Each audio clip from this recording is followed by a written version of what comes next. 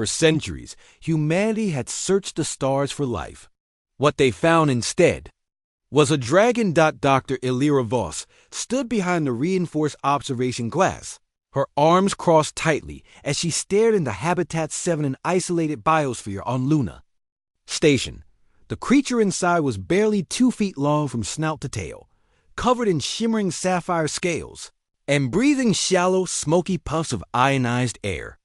It was adorable and absolutely alien. They had recovered the egg from the asteroid field near Proxima Centauri b. No one expected it to hatch, let alone grow into something so mythical in shape: wings, claws, horns, and even a flame-producing organ. The scientists didn't call it a dragon at first, but the military did, and the name stuck. Vital stable, Illyra murmured, scanning the holographic readouts.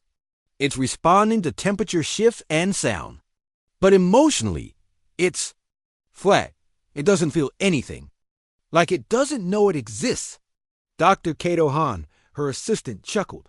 Maybe it needs a mirror, like dolphins or chimps. See what happens when it recognizes itself. Illyra paused. Actually, that's not a bad idea. The next day, the mirror was installed in the corner of the biosphere.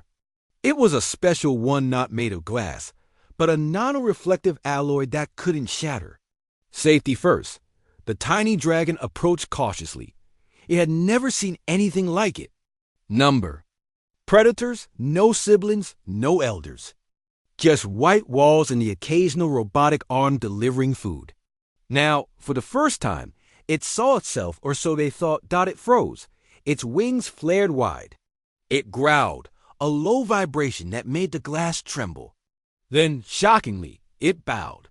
Slowly, reverently, as if submitting, Illyra leaned forward. It thinks the reflection is ... minute? But then it did something no one expected. The dragon placed its tiny claw against the mirror. The reflection mimicked it, of course. But the dragon didn't look confused, it looked sad. A mournful whine escaped its throat. It understands it's alone, Kato whispered. Then the dragon roared. Not a mighty burst of fire, but a strange, harmonic tone.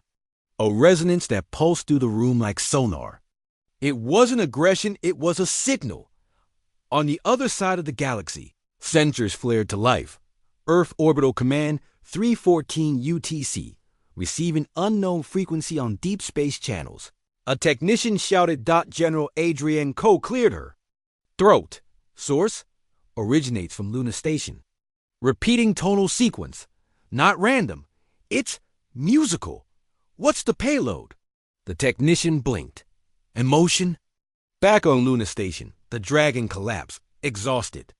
Illyra burst into the chamber, against protocol, and gently cradled its tiny body. Its scales dimmed. Its breathing slowed. It's dying, she whispered. No, said Kato, scanning its vitals.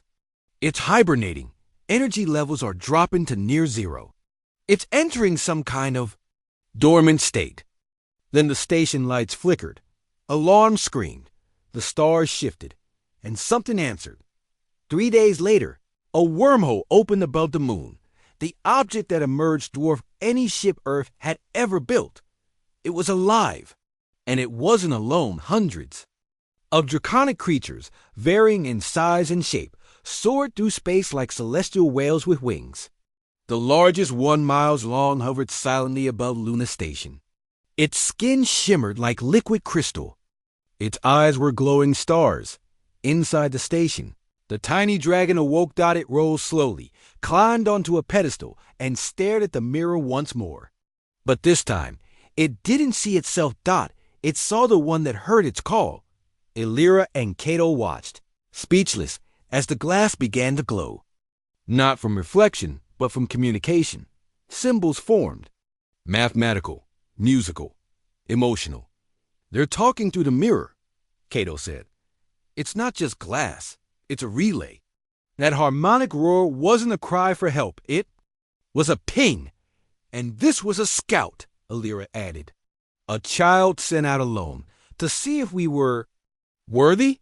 The massive dragon outside lowered its head. gently, respectfully. Then, for the first time ever recorded, a non-human entity bowed. To mankind, the message was clear. You care for one of ours.